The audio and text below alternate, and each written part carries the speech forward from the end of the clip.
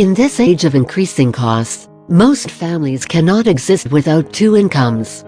Gone are the days when the man brought home the bacon, and the women cooked it. And how few people manage to jump tall buildings in a single jump or manage a house successfully and maintain a career. Increasingly, someone is needed to fill in the gaps. We know that family management is a service sector whose time has come, but the need is so great, and the industry is so young that it is challenging to define precisely what is family management. Existing home management services vary significantly in scope and services provided. Some try to be everything to everyone. Others act mainly as employment agencies for home help. The sky is the limit. The only absolute in this thriving sector is that there are absolutely no pre-existing limitations to what a family management company can be and how far it can grow. This, in itself, can cause some problems when you start. The first question you want to answer is, what exactly will you do for your customers? What are their needs? What do you want and are qualified to provide them with tasks and more? One of the most important aspects of introducing your customers to a new business, after having an exact idea of what that business will be, is to decide who your target customers will be. Low-income families are unlikely to be able to afford to hire someone to perform the type of task you are doing. Very wealthy families can probably afford to have full-time or home help and would not need their services either. Undoubtedly, its target market consists of middle to high-income families, where both the couple work. In addition to this limitation, practically everyone and anyone who has a job can be a potential client: young professionals, singles, and couples with children. Since you now have an idea of what you will provide to your customers, you will need to decide on the possible needs of the team.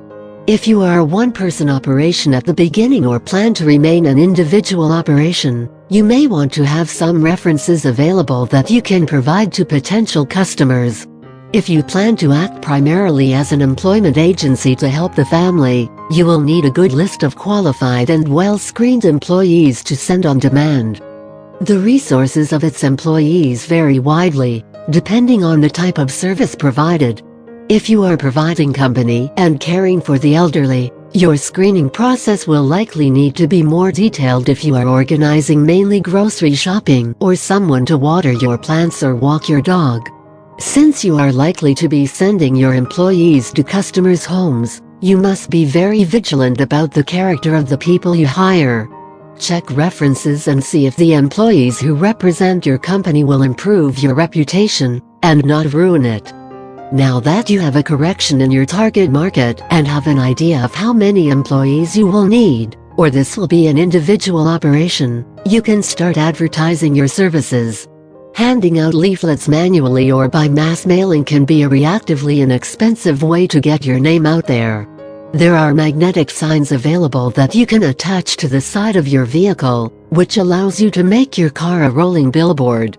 Local newspapers in most areas charge reasonable fees for your advertising, and local newspapers also mean that you are in your target location.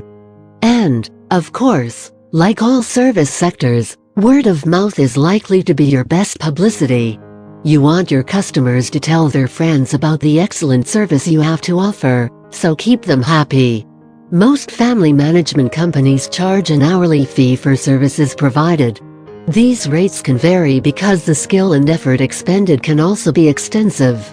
You can hire a student to sit at someone's home, waiting for the washing machine technician to arrive, and, as the student can study at work and face very little in terms of responsibility, what you would need to pay the student would be relatively modest.